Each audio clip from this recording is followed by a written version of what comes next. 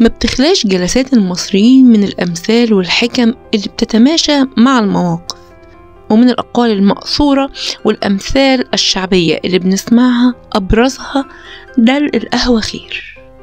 القهوة طبعا من المشروبات الأساسية في الزيارات وجلسات الأصحاب مع بعض والعائلات، وبيتعرض كتير مننا إن القهوة تتدلق وقت التقديم، وهنا بنذكر المثل دلق القهوة خير بغرض إزالة الحرج والتحكم في الموقف.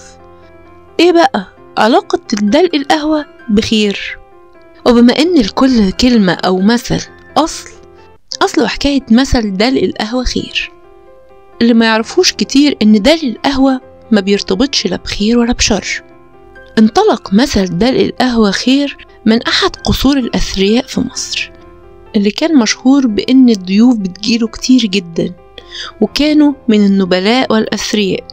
وكان عند الراجل الغني ده خادم بيدعى خير، مسؤول عن تقديم القهوة للضيوف. وفي يوم من الأيام قام الخادم خير بدلق القهوة من غير ما يقصد على الأرض، ولما شاف صاحب القصر الخدم جم ينظفوا سأل هو إيه اللي حصل؟ رد عليه النبلاء وقالوا له دلق القهوة خير. ولما كبر خير أكتر أصبحت حركته أصعب، ودلق القهوة بقى يتكرر كتير على الأرض، وكان الضيوف في كل مرة بيقولوا دلق القهوة خير. ومن هنا اشتهرت المقولة اللي تعودنا إننا نقولها لما القهوة تدلق: دلق القهوة خير.